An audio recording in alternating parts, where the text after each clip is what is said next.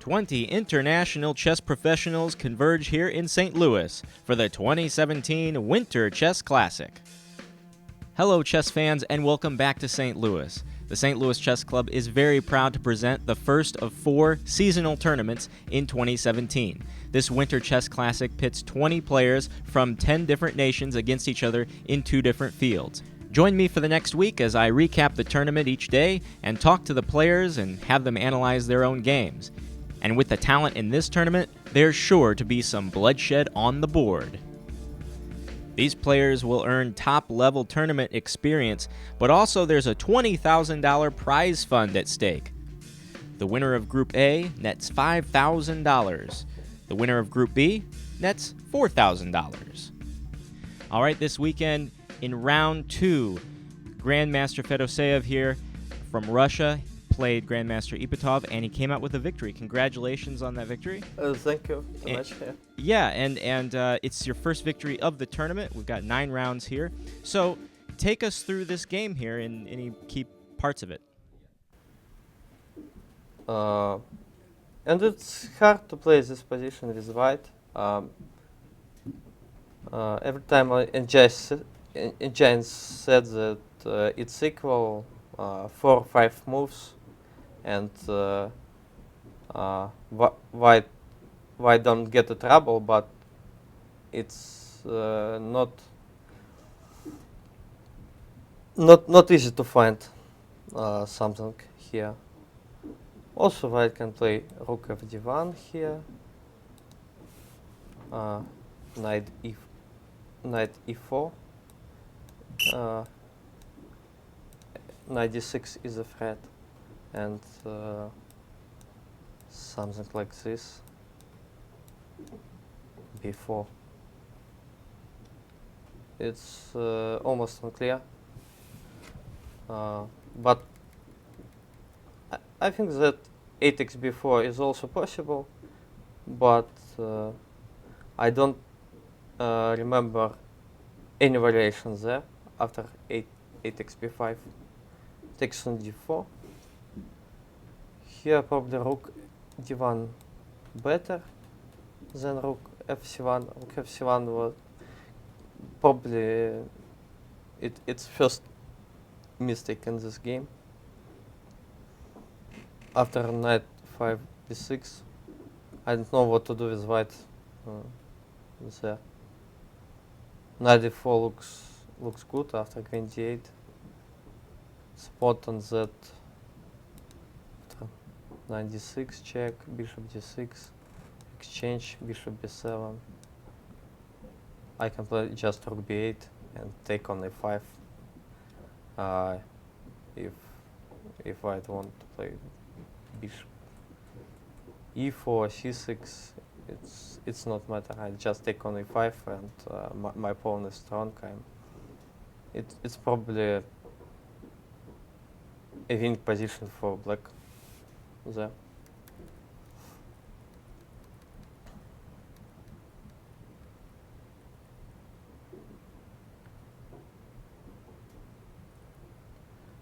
Okay. Knight d4, queen d8. Queen g8 looks normal. Bishop d5, b3, knight c5. And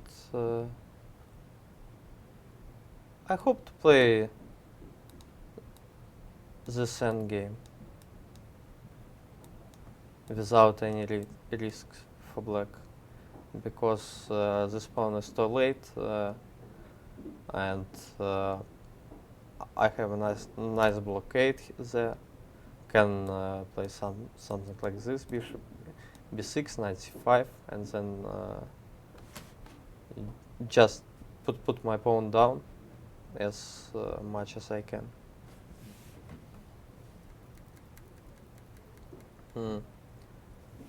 He decided to sacrifice with a nice trick.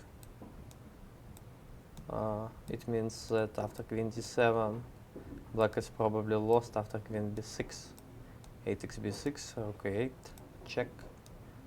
King c7 is only move because if I play king b7 here, after rook a1, it's a simple checkmate.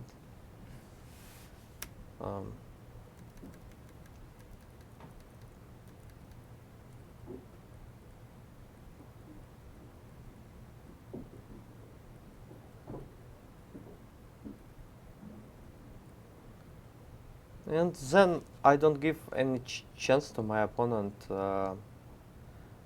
This position is absolutely hopeless for white, I think. Then I played very well. Right. This guy won the Aeroflot Open this year, so he is a big deal, you might say.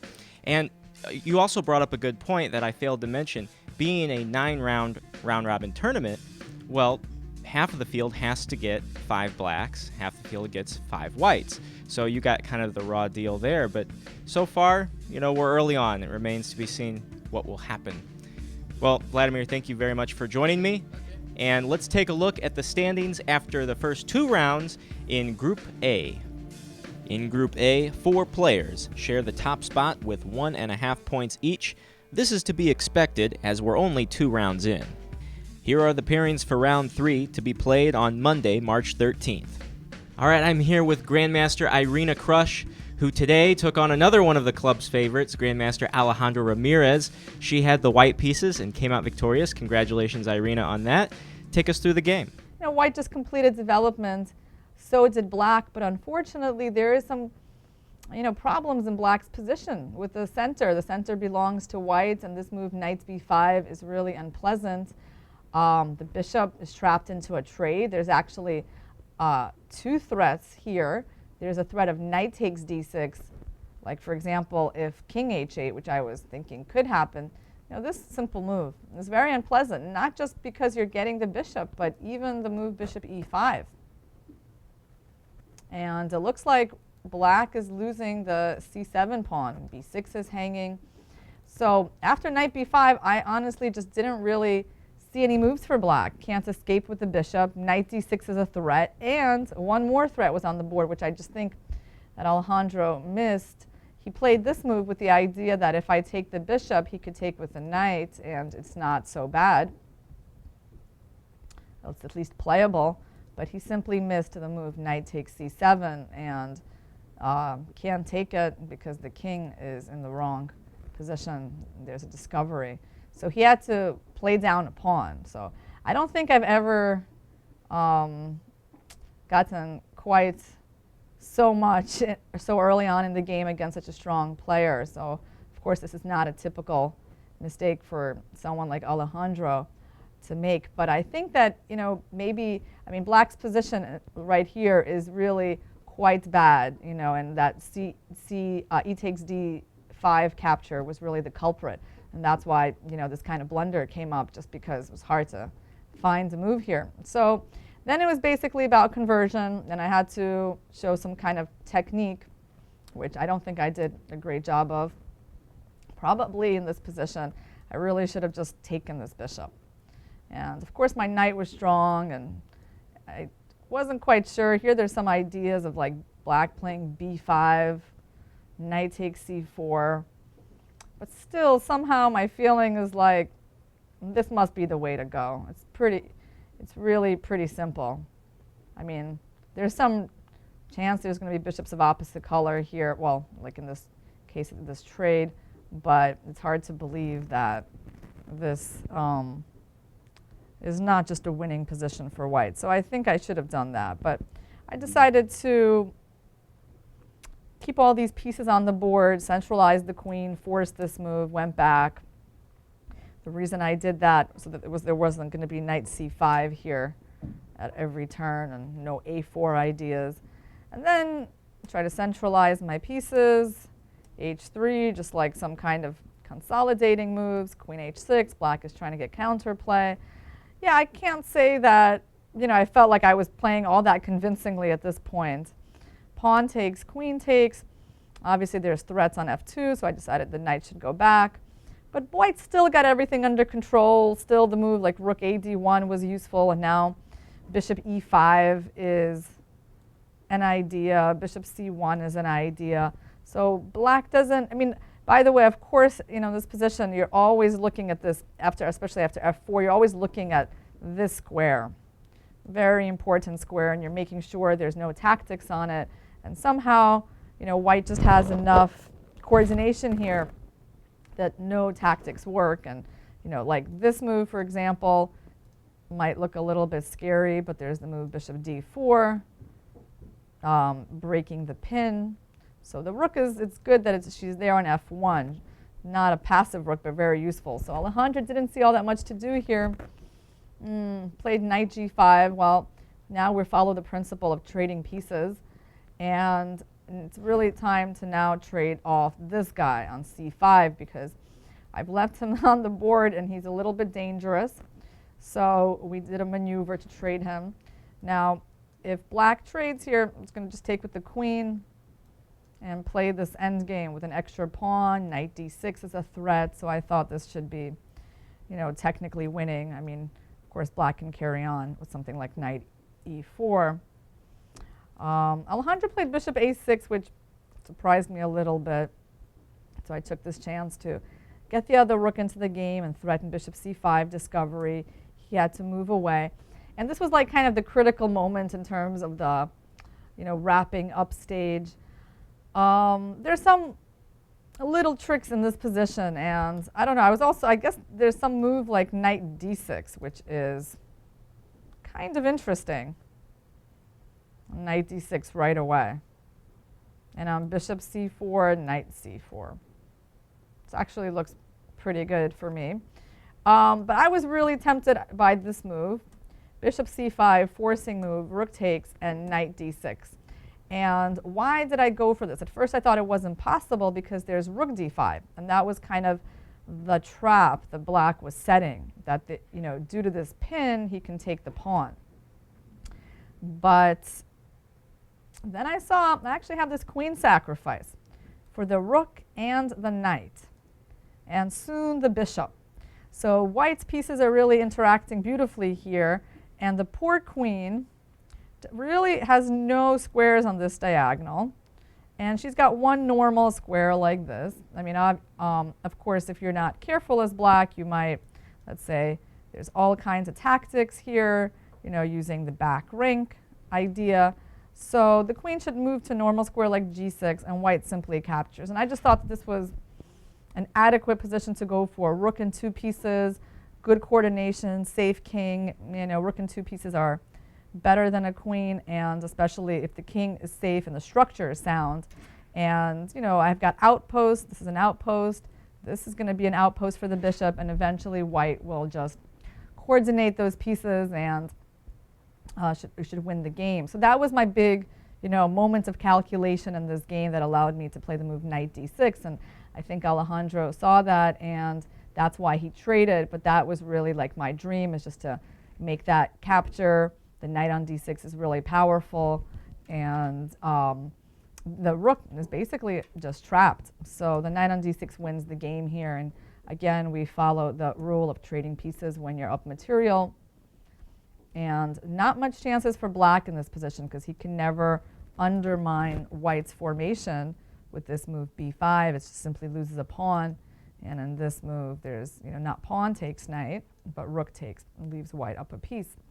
So there's not that much that black can do here. He tried actually a4, and you might wonder about that move. Well, because we were thinking the same way. Actually, my next move would have been pawn to a4 to make sure black's b pawn could never move. So that's why Alejandro tried this move. The problem here, though, is that white is not just up a pawn, but also has this dominance knight, and there's a weakness on b6. So, and there's now a weakness on a4. So we just kind of bring in those pieces. And now I thought, let's bring in the king. I actually envisioned him all the way on d4, getting all the pieces into the game and attacking this pawn, forcing this, and just bringing it in. And black can barely move anything. We even took that square away like permanently. So he tried this move, but we had this tactic prepared with the idea that after all the captures on b6, there was going to be knight c8 and knight takes rook, and then even winning a third pawn on a4. So that's what happened in this game. Well, Irina, congratulations on your victory in round 2 against Alejandro in Group B. Now, there's a lot of strong competition in Group B. How do you see the rest of this field playing out against you? Well, of course, I'm taking it one game at a time, right? I mean, there's no point looking too far ahead. Everyone is really strong, and I feel happy just to get this opportunity to play such a solid field. I mean, I'm one of the lower rated players, but I think it's going to be really good practice for the U.S. Championship. And speaking of the U.S. Championship, 7 times over the U.S. Women's Champion is Irina Krush. Now, last year, Nazi Bakidze turned the scene on its head.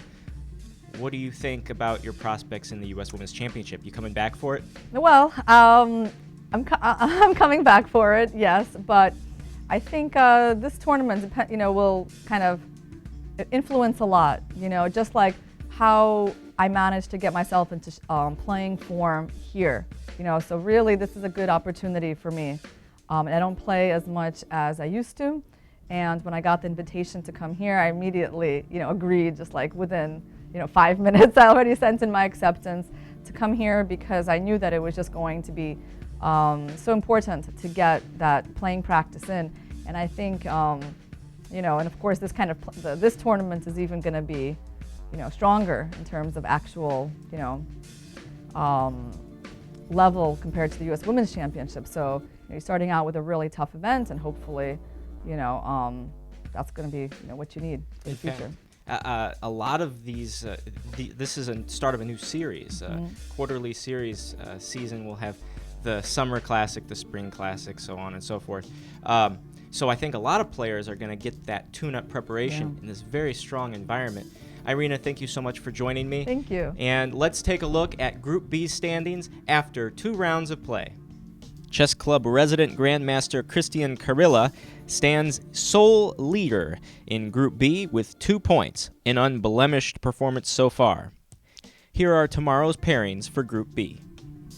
The 2017 Winter Chess Classic runs every day through Sunday, March 19th. Rounds begin at 1 p.m. each day except for the final round. See the games live as they happen on uschesschamps.com and chess24.com.